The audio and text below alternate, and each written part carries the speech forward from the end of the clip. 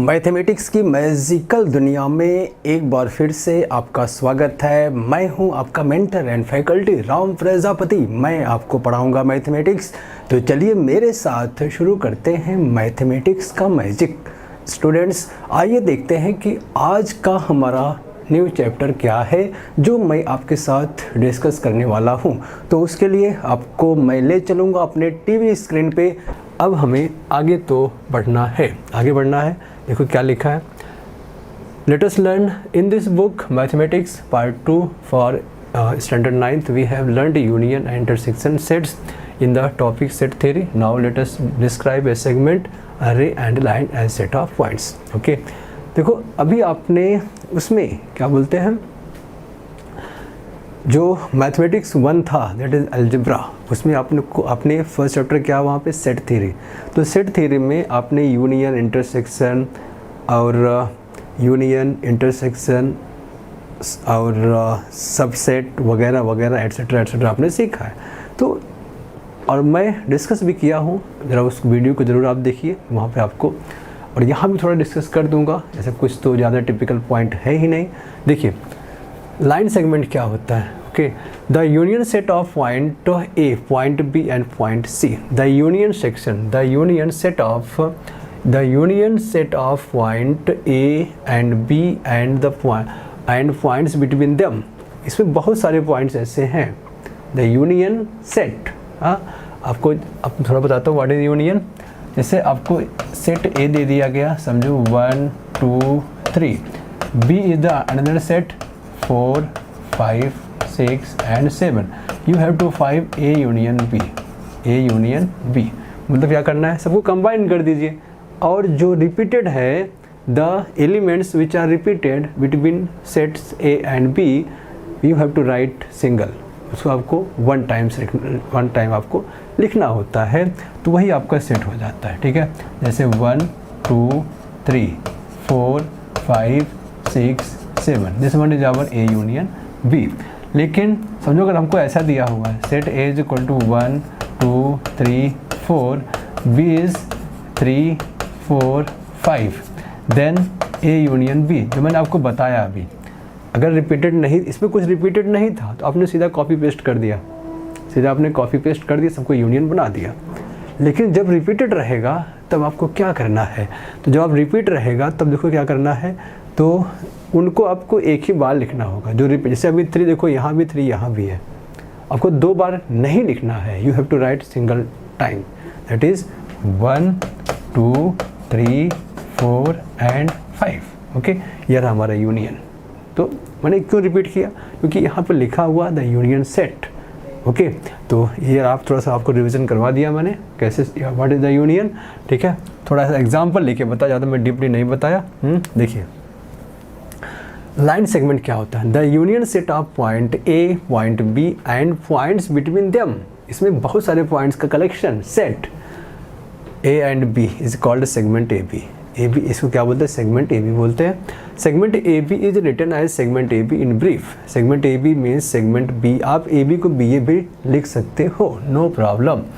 Point A and point B are called the end points of segment A B. A and B क्या है, उसके and points हैं। देखो line A B अगर आपने बोला तो लाइन का कोई भी एंड पॉइंट्स नहीं होता। There will be no any end points of line. Line का न तो स्टार्टिंग होता है, मतलब न तो ओरिजिन होता है, न तो उसका एंडिंग होता है। लेकिन लाइन सेगमेंट का होता है, ये आपके सामने है। ए और बी क्या है, इसके एंड पॉइंट्स हैं। ठीक है, तो जब ए और बी के एंड पॉइंट्स हमको मालूम है तो उनके बीच में हम डिस्टेंस तो निकाल ही सकते हैं। लेकिन हम लाइन को हम नहीं मेजर कर सकते। We can't measure the dimensions of the line.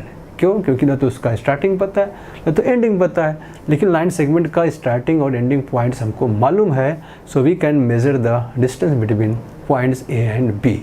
Okay, The distance between the distance between the end points of a segment is called the length of the segment. That is length of AB or length of line segment. जैसे हम लोग discuss कर चुके हैं, no problem. The length of line segment AB, the distance between points A and B. Length आप समझो कि आपने लेट अस गिवन 5 यूनिट, तो 5 रख दो ना, क्या प्रॉब्लम आपको। Length of line segment A B 5 unit is also written as A B equal to 5 लिखा तब भी चलेगा, ठीक है। रे ए बी क्या होता है, suppose A and B are 2 distinct points, A और बी 2 डिस्टिंक्ट पॉइंट्स हैं।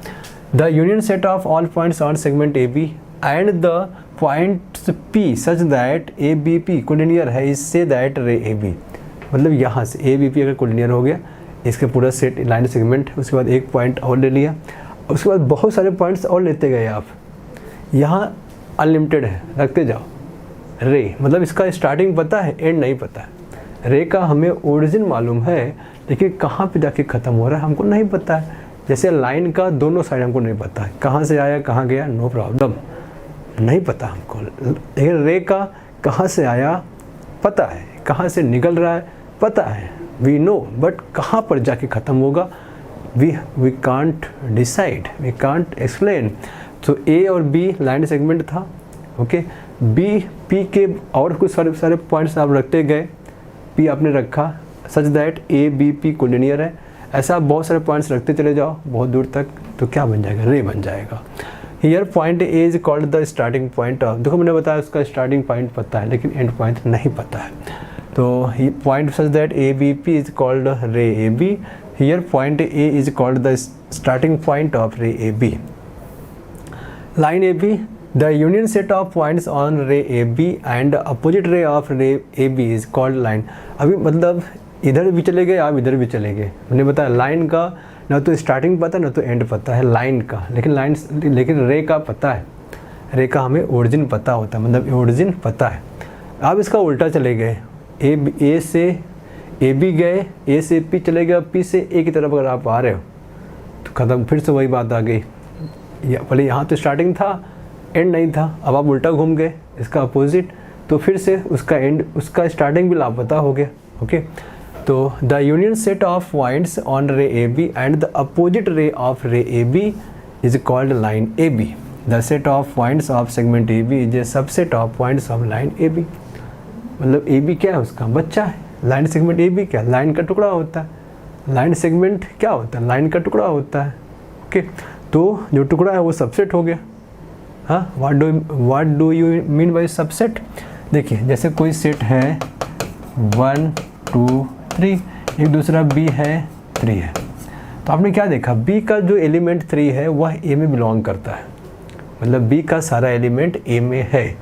The elements of set B belonging in set A, तो B is subset of B is subset of A, B is subset of A, B belongs to A, B का सारा element A में है। तो जब वह line था, ऐसा लाइन था ए बी क्या है, ए को लाइन एल है, तो ए बी इसका लाइन सेगमेंट हो गया। तो ए बी का पार्ट इसके अंदर नहीं है, लाइन तो पूरा समुंदर है, लाइन बहुत बड़ा है, तो ए बी उसी में, ए बी का सारा एलिमेंट लाइन पे नहीं है, बिल्कुल है, तो कॉमन लाइन हो गया। तो क्या बोलोगे, the set of points of segment A B is subset of points of line A B. Line A B के जितने भी पॉइंट्स रहेंगे और सेगमेंट का जो भी पॉइंट रहेगा वो लाइन ए बी में ही रहेगा, उसके बाहर नहीं, क्योंकि उसी का तो टुकड़ा है। लाइन सेगमेंट लाइन का ही पार्ट होता है, ओके। सिंपल सी भाषा में मैंने बता दिया, उसका ही बच्चा है, ठीक है। चलिए आगे देखते हैं। अब एक कॉन्ग्रुएंट सेगमेंट्स, देखो सेगमेंट की बात आई, लाइन कॉन्ग्रुएंट लाइन नहीं होता, कॉन्ग्रुएंट लाइन नहीं होता, क्योंकि हमने बताया कि लाइन का न तो ओरिजिन पता है न तो एंडिंग पता है, कहाँ से निकल रहा है कहाँ जा रहा है हमको नहीं पता था, लेकिन लाइन सेगमेंट का पता है। तो हम लाइन सेगमेंट के डायमेंशंस को हम मेजर कर सकते हैं, तो हम उसको किसी दूसरे लाइन सेगमेंट से कंपेयर भी कर सकते हैं। भाई जब उसका डायमेंशन पता है तभी तो आप कंपेयर करोगे। तो इस तरीके से क्या लिखा, if the line of the 2 line segment is equal then the 2 segment are congruent. अगर 2 लाइन सेगमेंट हैं, लाइन सेगमेंट है, हम मेजर कर सकते हैं, मैंने कब से डिस्कस कर रहा हूँ आपके साथ। तो अब क्या बोल सकते हो, अगर उनका लेंथ इक्वल है या उनके बीच के पॉइंट्स, उनके जो एंड पॉइंट्स है उनके बीच का डिस्टेंस सेम है, लेंथ सेम है, तो क्या बोलोगे, दे आर कॉन्ग्रुएंट, ओके। और देखो प्रॉपर्टीज़ ऑफ कॉन्ग्रुएंट सेगमेंट्स समझ में आया, अगर इक्वल है तो इक्वल हो गए ना। अगर दो लाइन सेगमेंट आपस में इक्वल हैं तो नो प्रॉब्लम ना, तो आपस में इक्वल है तो इक्वल है।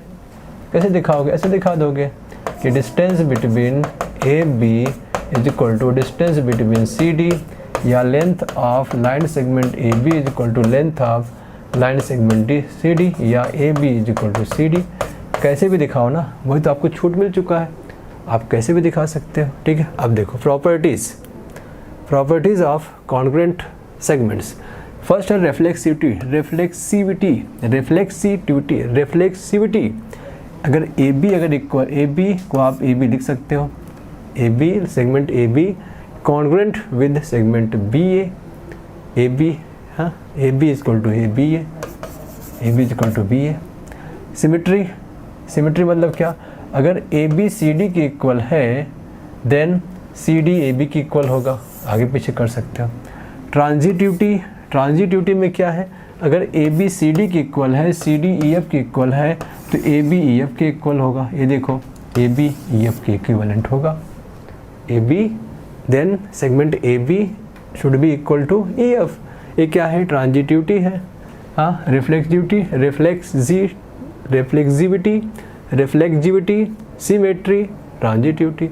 ए B is equal to B A, segment A B is equal to segment C D, then segment C D is equal to segment A B. आपस में चेंज कर सकते हो। अगर segment A B segment C D के equal है और segment C D किसी तीसरे सेगमेंट ई एफ के इक्वल है, तो फर्स्ट थर्ड के इक्वल हो जाएगा। A B C D E F, then A B is equal to C D, then A B is equal to E F. भाई ए B C D के equal है और सी डी ई एफ के equal है, तो A B E F के अपने आप इक्वल हो जाएगा। इसे क्या इसे क्या बोलेंगे? ट्रांजिटिविटी। ओके, अब देखिए mid point of a segment. Okay, if A M B collinear है, आपने बोला कोलिनियर, एम ऐसा है कि A M is equal to M B, ऐसा है कि A M is equal to M B, then M is called the mid point of segment A B. भाई आपने मेजर किया, मतलब क्या? Distance between A M plus distance between M B is equal to क्या? Distance between A B, या A M is equal to M B बोल सकते हो, इज इक्वल टू क्या? अगर इनका दोनों का प्लस ए बी के इक्वल हो जाए तो क्या बोलोगे? तो कोलिनियर है। कोलिनियर है तो कैसा है? A M is equal to M B और A M is equal to M B, तो M is the mid point, M is the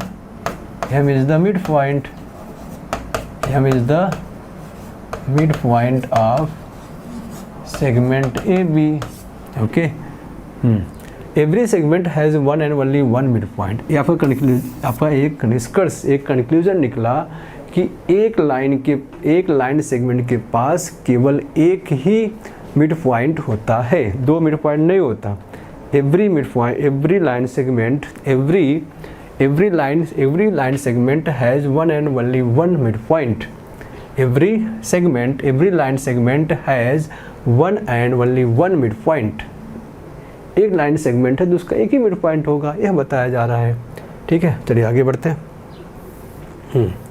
comparison of segments, दो सेगमेंट को हमें कंपेयर करना है। देखो सी डी कितना बड़ा दिख रहा है, फिजिकली बड़ा दिख रहा है, सी डी छोटा दिख रहा है, sorry C D physically A B से बड़ा दिख रहा है, तो ए बी क्या है? ए बी सी डी से छोटा है या सी डी ए बी से बड़ा है। ओके, तो if length of segment A B is less than the length of segment C D, it is written as segment A B less than segment C D, और segment C D greater than segment A B. The comparison of segments depend upon their length. The comparison of segment किस पे depend करता है? उनके length पे depend करता है। Depend on their lengths. Okay, depend on their lengths. देखो perpendicular, okay, perpendicular of segment of rays. देखो अभी यह एक लाइन था, यह एक लाइन था, इसमें एक लाइन सेगमेंट हो गया, या लाइन सेगमेंट हो गया, या एक सेगमेंट हो गया, ये सेगमेंट हो गया, ऐसा कुछ लाइन से लाइन सेगमेंट बन गया। ओके, ऐसा सोचिए कुछ। देखो क्या लिखा है, if lines containing two segments, if lines, भाई एक लाइन आपने ऐसा ले लिया, ये लाइन हो गया, अब इसमें एक सेगमेंट आपने ये बना दिया। Okay, they are perpendicular with each other, एक दूसरे पे परपेंडिकुलर हैं, हाँ, then the two segments two rays और the segment and the ray are said to perpendicular to each other. भाई अगर दो line, if two lines are perpendicular with each other then their line segments are also perpendicular with each other, क्योंकि line segment तो line का ही तो टुकड़ा है, लाइन सेगमेंट लाइन का ही तो बच्चा है। तो इस तरीके से अगर कोई लाइन परपेंडिकुलर है एक दूसरे के तो लाइन सेगमेंट भी परपेंडिकुलर रहेगा, ये कहने का मतलब है। वही लिखा देखो यहाँ पे, वही सब यहाँ पे मेंशन है। देखिए पहले लाइन था एक दूसरे के, देखो परपेंडिकुलर था, फिर ए बी आया सी डी पे परपेंडिकुलर हो गया। ओके, इस तरीके से देखो A B segment A B C D पे परपेंडिकुलर है, segment A B segment A B segment A B segment A B is perpendicular on segment C D और segment C D is perpendicular on segment A B.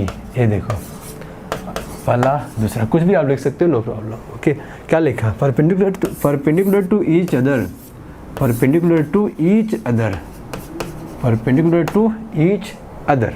ठीक है, चलिए फिर ये रहा हमारा, ये भी आपको समझ में आ गया होगा। देखिए distance of a point from a line, एक कोई लाइन दिया है, एक कोई लाइन है, एक कोई पॉइंट P है। अगर आपको पॉइंट P का लाइन L से डिस्टेंस चाहिए, the distance if you calculate, if you measure the distance of the given point P from the line, तो आपको क्या करना पड़ेगा, आपको पॉइंट P पे जाओगे, एक परपेंडिकुलर ड्रॉ कर दोगे, दैट इज़ PM। ओके, तो ये आप और बड़ी कक्षाओं में आपको सीखना है, क्लास 12th में सीखोगे, उसका नाम है वेक्टर्स स्ट्रेट लाइन। वहाँ पे आपको सीखना पड़ेगा कि the distance between two parallel lines, the distance of a point from a line या the distance of point from the line. Okay, तो आपको इस केस में क्या करना होता है, you have to draw, you have to draw, we have to draw the perpendicular from the point to the line, क्योंकि ये पॉइंट है, मतलब पॉइंट का लाइन से डिस्टेंस, जैसे आप बोल दिए x axis y axis, x axis और ये y एक्सिस। ओके, ये कोई पॉइंट P यहाँ पे है, आपको बोला गया कि पॉइंट P का y एक्सिस से डिस्टेंस क्या है, तो आपको यहाँ से एक परपेंडिकुलर ड्रॉ करना पड़ेगा। कोई बोल दे समझो कि PM, किसी ने बोला कि भाई पॉइंट P का x एक्सिस से जरा डिस्टेंस बताओ, तो आपको यहाँ से एक परपेंडिकुलर ड्रॉ करना पड़ेगा, that is n। So PM ये हमारा क्या हो गया।